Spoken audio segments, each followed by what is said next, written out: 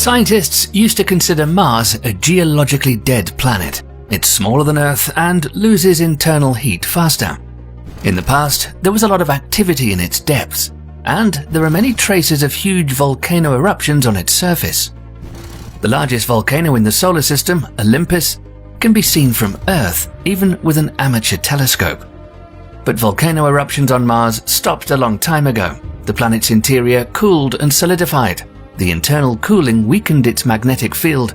The solar wind blew away the atmosphere, and the remaining water froze. But recently, Mars has become more active. Everything changed when astronomers studied thousands of images of the Martian equatorial region. The images were taken between 2006 and 2020 by the NASA Mars Reconnaissance Orbiter. The HiRISE camera took the images at an altitude of 300 kilometers above the Martian surface. The images allow us to distinguish individual objects with a size of up to 1 meter. The study revealed a large number of landslides and debris flows on the slopes of the Martian volcanoes. Scientists have discovered more than 4,500 traces of rocks that have left characteristic patterns in the shape of a Christmas tree, which usually happens after a strong earthquake. The longest trace is more than 2.4 kilometers long, and in total, these traces are around 900 kilometers long. About a third of the traces weren't present on images before 2006, indicating that they formed later. It's clear that only very powerful underground tremors are capable of moving these huge boulders. However, until recently, such tremors weren't found on Mars. What helped scientists find out that Mars woke up? How did the recent samples taken from one crater almost come to life?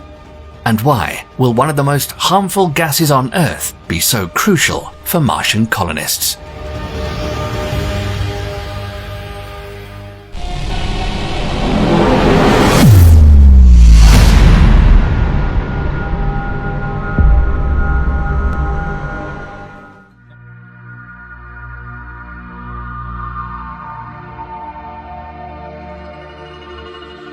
Since 2018, the InSight spacecraft has been monitoring earthquakes using the Seismic Experiment for Interior Structure.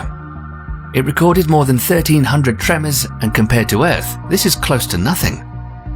We have seismometers that record from 500,000 to 1 million earthquakes every year. Besides, almost all the vibrations on Mars are very weak, up to 3 points.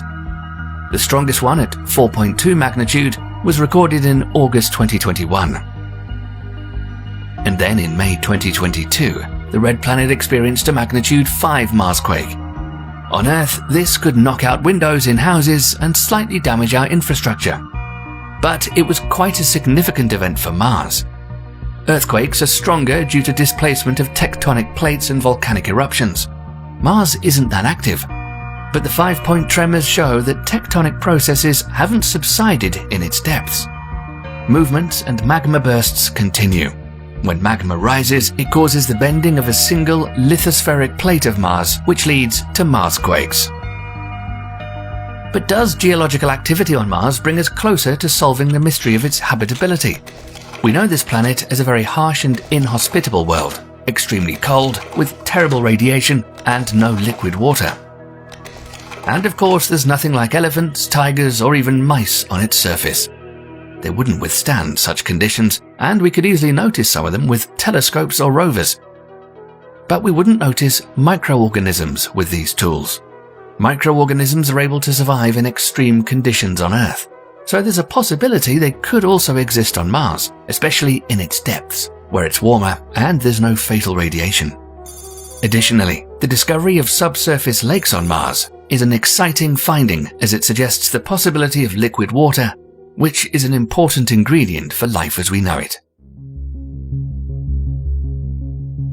In 2018, radar instruments on the Mars Express spacecraft orbiting Mars detected a large underground lake on the planet's southern pole, as well as 3 smaller bodies of water nearby. The lakes span an area of over 75,000 square kilometers. This region is located in the Planum Australe, a large ice-covered plain. And in 2022, instruments on the ExoMars orbiter showed there are also giant reserves of frozen or liquid water in the Valles Marineris canyons. They're hidden inside a canyon system running along the equator of the planet. The water in the canyons covers an area the size of the Netherlands. It's located very close to the surface of the planet, within the top 3 feet of soil. On Earth, similar subglacial lakes in Antarctica have been found to contain microbes, fish, and other organisms. This could also be the case on Mars. A small amount of heat is retained beneath the surface of Mars from the planet's interior, but it may not be enough to melt the ice. This means that lakes may be frozen due to a high concentration of salt. If it's 20 or more times saltier than Earth's oceans, even microorganisms would not survive. In order to understand this, scientists are trying to determine the composition of water in the underground lakes. They're also searching for signs of life in dried-up surface water bodies.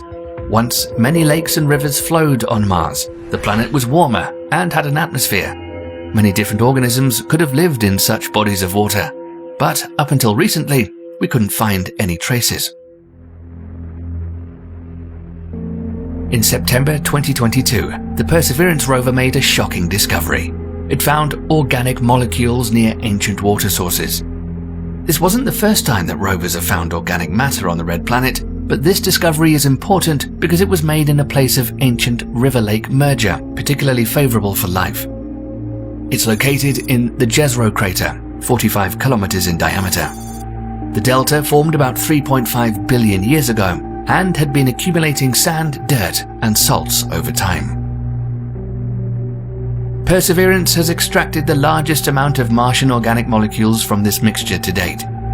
On Earth, fossils of ancient organisms are also commonly found in such sedimentary rocks. The SHERLOC instrument on the Mars rover Perseverance, which is designed to identify organic and chemical substances, scanned molecules from the Jezero crater. Among other elements, it detected hydrogen atoms linked to carbon atoms. Carbon is crucial for life and may indicate biological activity. It's also important to note that the organic molecules in the Jezero crater sediment are intertwined with sulfates. On Earth, sulfate deposits preserve organic matter and often contain signs of life. However, the molecules in the crater may have formed through natural processes. Scientists will be able to determine their origin more accurately once samples are brought back to Earth, which NASA plans to do in future missions. Meanwhile, scientists have discovered other hints pointing to the possibility of life on Mars. Recently, the Curiosity rover detected an unusually high level of methane on the planet, 21 parts per billion units of volume.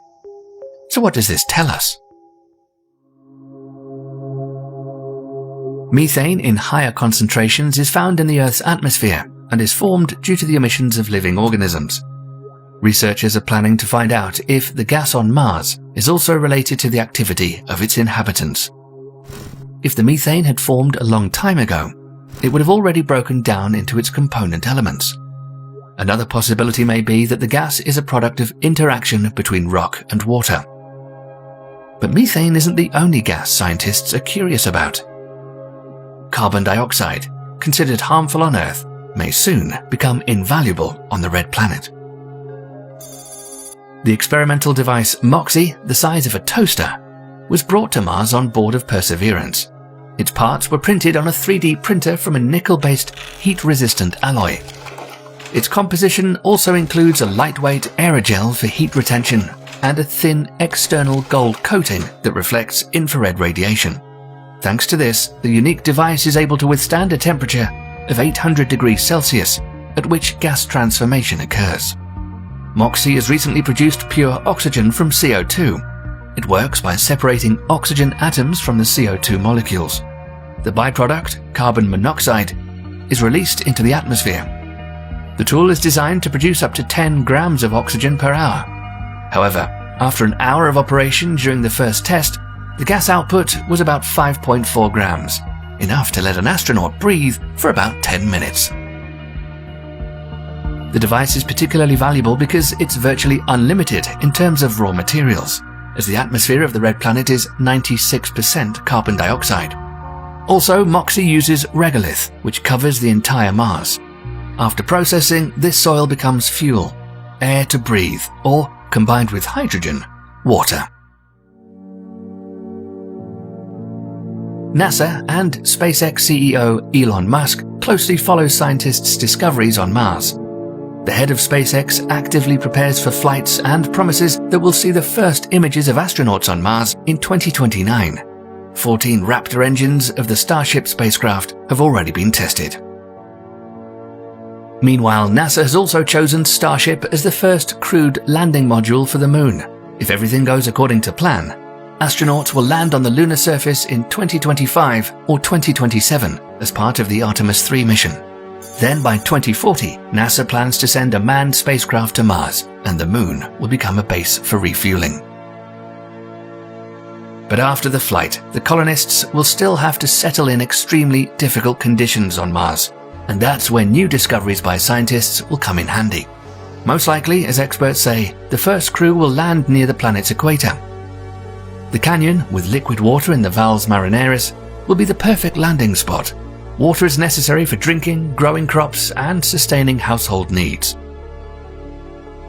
The settlers will also need oxygen, as the air on Mars is composed of a toxic mixture of carbon dioxide, nitrogen, and argon, and MOXIE is getting closer and closer to solving this problem. In addition, Elon Musk plans to refuel rockets directly on Mars for the return trip to Earth. To do this, he wants to build a factory on the red planet to produce methane and liquid oxygen from water ice and atmospheric carbon dioxide. If researchers do find microorganisms in the subglacial lakes, it'll also be a step forward to colonizing the planet. Local microorganisms will be perfectly adapted to the harsh conditions of Mars. By studying them, it'll be easier to find ways to protect against the variety of climatic dangers of the red planet. Do you think there was ever life on Mars? Let us know in the comments, and leave a like if you enjoyed this video. And to stay updated on the latest science news, subscribe to the channel. Thanks for watching.